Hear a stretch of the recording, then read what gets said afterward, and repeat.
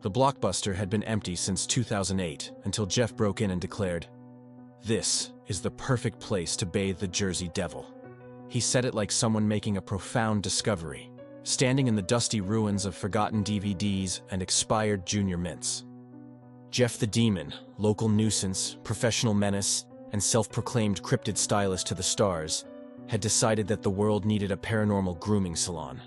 He hung a crooked sign above the door, written in black, glitter glue on a stolen Pizza Hut placard. It read, "Jeff's Groom and Doom, we pluck what others fear to touch." Arthur, his long-suffering human roommate, stood behind the duct-taped front desk clutching a clipboard like it could protect him from everything he'd already seen this morning. He'd woken up covered in fur that wasn't his, bitten by something invisible, and asked to be a shampoo demo model in front of the Wendigo. He had declined. Jeff had ignored him. The salon looked like if Spirit Halloween and a cursed Petco had a baby during a thunderstorm. One half was glowing softly from enchanted lava lamps. The other half smelled like singed hair and regret. In the back, a sink gurgled ominously, mostly because Jeff had tried to bless it, using expired holy water and a chicken nugget. "This isn't legal," Arthur said, watching Jeff hang a framed 5-star Yelp review written entirely in ancient Sumerian. "Nothing great ever is," Jeff replied, adjusting his apron, which read, "Cryptids deserve curls too." The bell above the door didn't ring. Instead, it screamed. Mothman entered with the grace of a ballerina and the PTSD of a man who'd once flown through a Bass Pro Shop window. He was massive, covered in thick obsidian fur. His glowing red eyes narrowed with fashion-based anxiety. "I need layers," he said in a voice like wind across a grave. "Of course you do," Jeff beamed, ushering him to the salon chair, which was, in reality, an old recliner duct-taped to a spinning base. "Let's bring out your cheekbones." Arthur watched in quiet horror as Jeff unsheathed his scissors, which hissed in Latin. Hair began falling in thick, twitching clumps that slithered off the floor like lost worms. Mothman's wings occasionally spasmed, knocking over cursed shampoos labeled things like Soul Volume Plus and Shampoo for Entities with Regret. Then came the brushing. Arthur tried to help, but Mothman's fur bit back, literally. He now had 3 band-aids, one finger wrapped in garlic gauze, and an ice pack duct taped to his dignity. "You're glowing," Jeff whispered, stepping back with admiration. Mothman was glowing, possibly radioactive, possibly divine, but definitely fabulous. Mothman fluffed his new cut, posed once, then burst through the ceiling. He left behind a single glowing feather and an invoice labeled, "Paid in Screams." Arthur slumped into the cursed sink. "I hate everything," he groaned. Jeff flipped the appointment book. "Next up is the Jersey Devil," he said brightly. Arthur, still bleeding slightly, stared at the cursed ceiling fan spinning gently above. "I'm going to die here," he muttered. Jeff nodded cheerfully.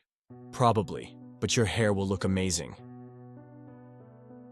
Arthur had developed a theory. The more glitter that appeared in the salon, the closer the universe crept toward collapse. At first, it was manageable.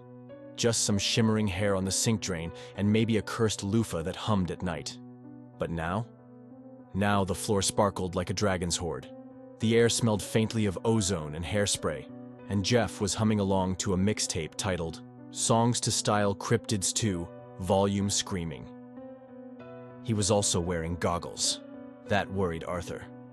"What's the goggles for?" Arthur asked, still nursing his hand from a run-in with Mothman's molting fur last night.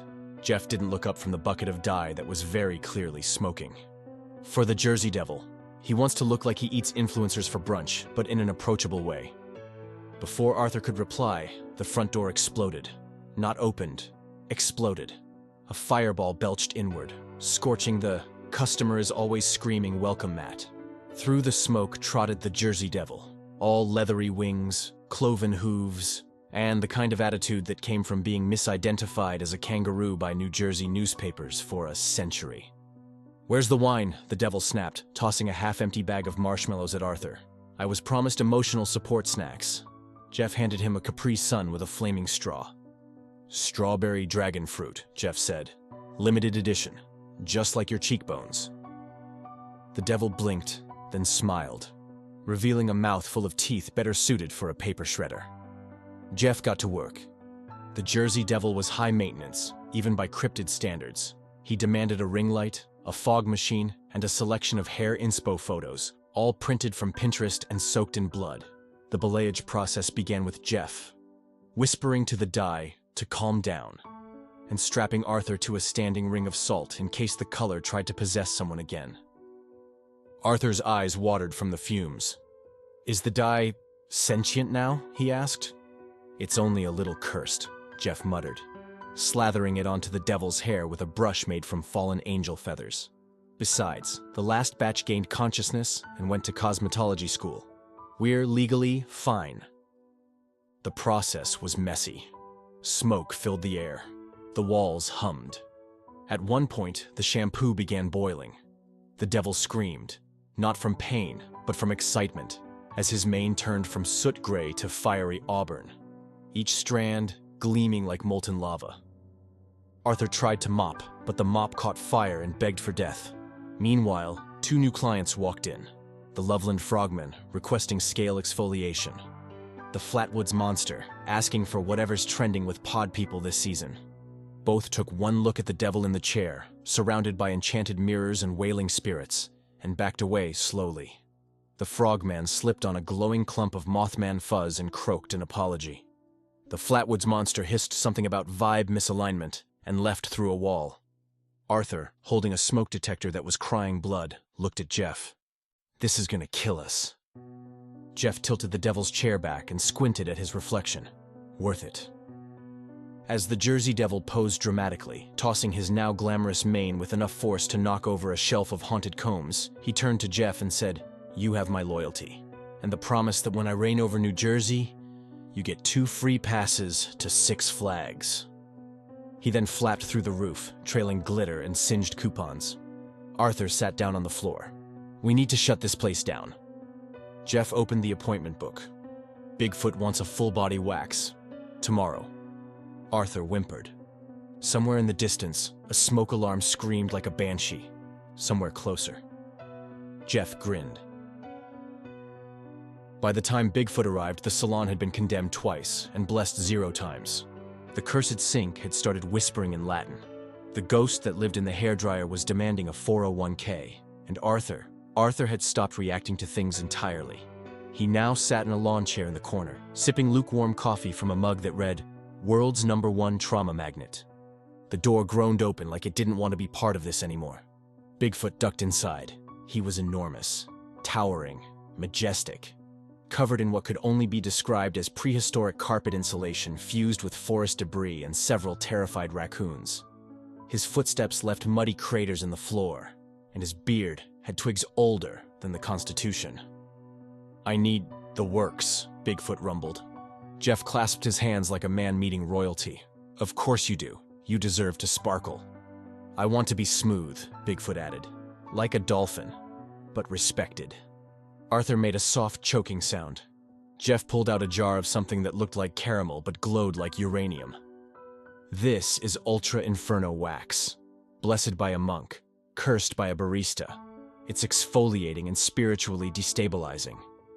Arthur, who had accidentally opened the fridge earlier and seen it moving on its own, whispered, "It has a pulse." Jeff ignored him. What followed was a ritual. No other word fit. They wrapped Bigfoot in towels soaked in eucalyptus and optimism. Jeff played spa music backwards to unlock a deeper aura cleanse. Arthur held the wax strips like a man handing over a loaded weapon. The first rip echoed through dimensions. Bigfoot screamed. A thunderous, primal, tree-toppling wail that knocked over 3 shelves, 2 clients, and a bowl of mints. His fur flew in all directions. One clump hit the wall and immediately tried to dig a tunnel to freedom. "Sweet cryptid Christ," Arthur muttered, diving behind the salt circle. But then, it happened. A critical miscalculation. Too much fur, too quickly. The waxing strips were oversaturated. The hair began to congeal, twist, pulse. It grew teeth. "Jeff?" Arthur squeaked. "Why is the hair moving?" Jeff squinted. "Oh, that might be a fur demon." The fur demon rose from the floor like a meatball made of nightmares and regret. It had eyes, dozens, each one staring in a different direction. It made a sound like 1,000 cats coughing up ancient secrets. It lunged.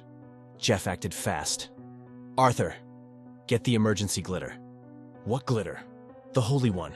The one blessed by the unicorn that failed rehab." Arthur flung the entire drawer at it. The fur demon recoiled, hissing as the sparkles seared its body. Jeff, unfazed, grabbed the largest strip of wax left and charged. "You shall not split ends." With one glorious full-body wax rip, Jeff banished the demon into the cursed lint trap beneath the sink. There was a thunderclap, a smell like burning beard oil, and then silence. Bigfoot blinked. His body was gleaming. Smooth. Beautiful. Almost aerodynamic. "I feel free," he whispered, "like a freshly sanded tree." He tossed Jeff a pine cone made of solid gold, nodded solemnly to Arthur, and lumbered out into the woods, whistling, "It's raining men."